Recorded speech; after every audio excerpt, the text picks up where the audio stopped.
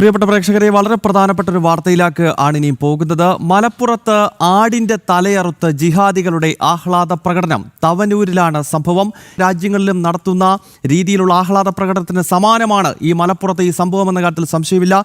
എന്താണ് അവിടെ സംഭവിച്ചത്, പറയൂ.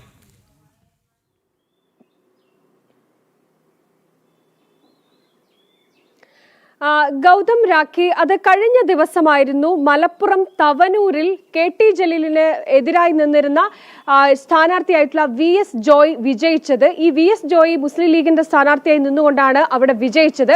അതിനുശേഷം മുസ്ലിം ലീഗിന്റെയും SDPയുടെയും ഒക്കെ പ്രവർത്തകർ ചേർന്ന് നടത്തിയ ആഹ്ലാദ പ്രകടനത്തിനിടെയാണ് ഇത്തരത്തിലൊരു ഞെട്ടിക്കുന്ന സംഭവം പുറത്തു വന്നിരിക്കുന്നത്. ഒരാടുമായി ആഹ്ലാദ പ്രകടനം നടത്തുന്നു. അതിനുശേഷം ആടിന്റെ കഴുത്തിൽ KT ജലീലിന്റെ ഒരു ചിത്രം അത് കെട്ടിത്തൂക്കിക്കൊണ്ടാണ് ആടുമായി ഈ നഗരത്തിലൂടെ പ്രദർശനം നടത്തുന്നത്, ആഹ്ലാദ പ്രകടനം നടത്തുന്നത്.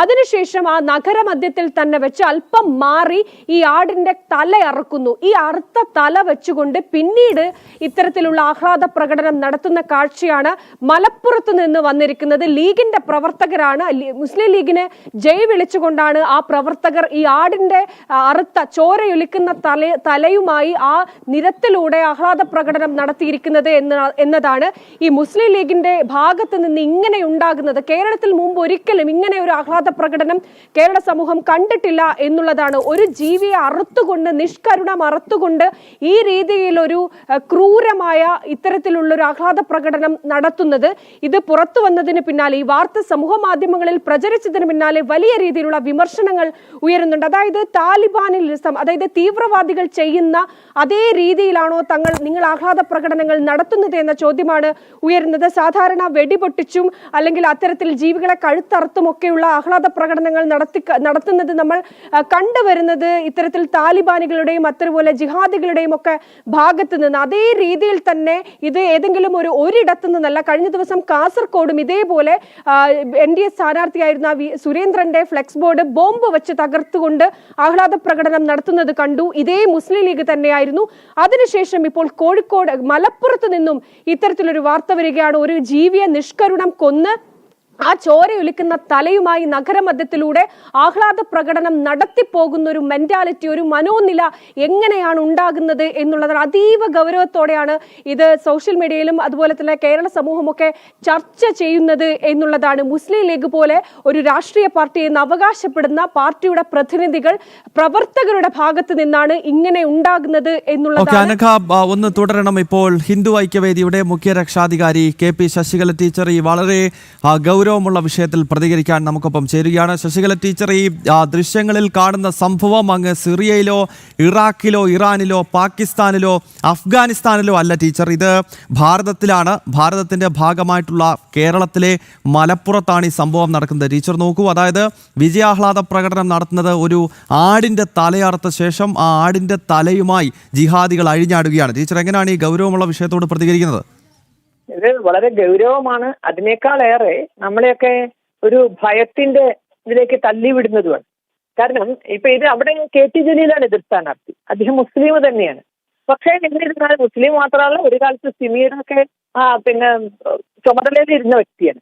പക്ഷെ ലീഗിനെതിരെ നിന്നപ്പോ അതാണ് നമ്മൾ ആ കാലത്ത് ആ പ്രമാദത്തിലാണ് നമ്മൾ കഴിഞ്ഞ കുറച്ച് ദിവസങ്ങളായി കേരളം അപകടത്തിലേക്കാണ് എന്ന് പറയുന്നത്. ആ നിലയ്ക്കാണ് ലീഗിന്റെ ഗുഡ് ബുക്കിൽ കയറിയില്ലെങ്കിൽ, ലീഗ് പറഞ്ഞതനുസരിച്ചില്ലെങ്കിൽ അത് മുസ്ലിം ആയാൽ പോലും രക്ഷയില്ല എന്നതിന്റെ ഒരു സൂചനയാണ് അവിടെ കണ്ടത്. ഇത് പ്രതീകാത്മകമാണ്. അതായത് ജലീലിന്റെ ഫോട്ടോ തൂക്കിയ ആടിനെ അറുത്ത് അത് അർമാദിച്ചു കാണിച്ചു എങ്കിൽ അത് പ്രതീകാത്മകമാണ്. അപ്പോ നിങ്ങൾ മുസ്ലിം ആയാൽ പോലും പോരാ, ലീഗിന്റെ അടിമയായി നിന്നാൽ മാത്രമേ ഇനി മലപ്പുറം ജില്ലയിലും, ഇന്നത്തെ മലപ്പുറം ജില്ലയിലും നാളത്തെ കേരളത്തിലും നിങ്ങൾക്ക് ജീവിക്കാൻ അർഹതയുള്ളൂ എന്ന വലിയ സന്ദേശമാണ് ലീഗ് ഇതിലൂടെ നൽകുന്നത്. അപ്പോ ഇവിടെ ഒന്ന് അത്തരത്തിൽ ക്രൂരതയൊക്കെ കാണിക്കാനുള്ളത് നമ്മൾ ആ ഒരു മനുഷ്യ മനസ്സൊന്ന് ചിന്തിക്കും. ഒരു അതിനെ അർത്ഥ പലരും പറയും കൊന്നാ പാപം തിന്നാ പോകും. തിന്നാൻ വേണ്ടി ഇറക്കണം, മനസ്സിലാക്കാം നമുക്ക്. ഇത് ഒരാൾ അവരുടെ ന്യായം അനുസരിച്ച് ഇത് ഒരാളോടുള്ള പക തീർക്കാൻ വേണ്ടി ഇത്തരത്തിൽ ചെയ്യാൻ സാധിച്ചു എന്ന് പറഞ്ഞാൽ അവരുടെ ജനിതക വൈകല്യം തന്നെയാണ്. അത് അവരുടെ മനസ്സ് അത്രയും ക്രൂരമാണ് എന്നുള്ളത്. ഇത് കേരളം ആദ്യം കാണുന്നതൊന്നുമല്ല.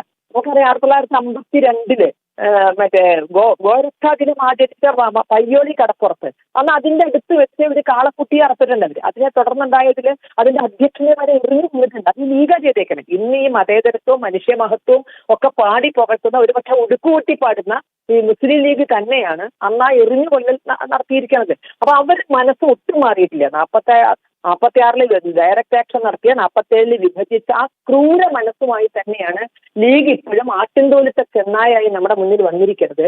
ഇത് വളരെ ഗൗരവമായി തന്നെ ഈ തെരഞ്ഞെടുപ്പ് വിജയത്തിന്റെ പശ്ചാത്തലത്തിൽ കേരളം ഗൗരവമായി തന്നെ ചിന്തിക്കണം. അത് രാഷ്ട്രീയത്തിനപ്പുറം നമ്മുടെ കേരളത്തിന്റെ നിലനിൽപ്പായി നമ്മുടെ സമാധാനപരമായ ഒരു ജീവിതത്തിലേക്ക് ഒക്കെ തന്നെ ലീഗ് എത്രമാത്രം അപകടമാണ് എന്നതിലേക്ക്, ലീഗിലേക്ക് അധികാരം വരുന്നത് എത്രമാത്രം അപകടമാണ് എന്നതിലേക്ക് വളരെ ഗൗരവമായി തന്നെ ചർച്ച പോണം. ഇത് ഒരിക്കലും ഒരു പരിഷ്കൃത സമൂഹത്തിൽ എവിടെയും നടക്കുന്ന കാര്യം. എനിക്ക് തോന്നുന്നു പാകിസ്ഥാനിൽ പോലും നടക്കും ഇത്തരത്തിലുള്ള ക്രൂരത, എനിക്ക് തോന്നുന്നില്ല. അപ്പൊ അതിലും ദുഷിച്ച മനസ്സുമായിട്ട് രാഷ്ട്രീയ കേരളത്തിന് ഇവരെ ഉൾക്കൊള്ളാൻ സാധിക്കില്ല എന്നതിന്റെ സന്ദേശമാണ് തവനൂരിൽ നമ്മൾ ഇന്നലെ കണ്ടത്. ഓക്കെ ടീച്ചർ, വളരെ നന്ദി ഈ ഘട്ടത്തിൽ പ്രതികരിച്ചതിന്. അനഘയിലേക്ക് ഒരിക്കൽ കൂടി പോകുകയാണ്. അനഘ, ഇതിപ്പോൾ ഈ തെരഞ്ഞെടുപ്പിന്റെ ഫലം വന്ന ശേഷം ഇത് ഒരു ഒറ്റപ്പെട്ട സംഭവമല്ല. കാരണം കാസർഗോഡ് ജില്ലയിലെ മഞ്ചേശ്വരത്ത് കഴിഞ്ഞ ദിവസം സംഭവിച്ചത് നമ്മൾ ചർച്ച ചെയ്തതാണ്. അവിടെ കെ സുരേന്ദ്രന്റെ ഒരു ഫ്ലെക്സ് ബോർഡ് നാടൻ ബോംബ് ഉപയോഗിച്ച് ജിഹാദികൾ തകർക്കുന്ന ഞെട്ടിക്കുന്ന കാഴ്ചകൾ കണ്ടിരുന്നു. അതിനുശേഷമാണ് ഇപ്പോൾ മലപ്പുറം ജില്ലയിൽ ഇത്തരത്തിൽ ആടിന്റെ തലയറുത്തുകൊണ്ടുള്ള പ്രകടനം നടക്കുന്നത്. അപ്പോൾ മുസ്ലിം ലീഗ് ഭരണത്തിൽ കയറിയിട്ടില്ല, കയറാൻ പോകുന്നതേ ഉള്ളൂ. ഉപമുഖ്യമന്ത്രി സ്ഥാനം ഉൾപ്പെടെ ആവശ്യപ്പെട്ടിട്ടുണ്ട്. ആഭ്യന്തരമൊക്കെ ഇനിയും മുസ്ലിം ലീഗ് കൈയാളുമോ എന്ന് കണ്ടറിയണം. അപ്പോൾ അതിന് മുൻപ് തന്നെ ഇങ്ങനെയാണെങ്കിൽ ഇനി അങ്ങോട്ടുള്ള 5 വർഷം ജിഹാദികളുടെ അഴിഞ്ഞാട്ടമായിരിക്കുമല്ലോ കേരളത്തിൽ.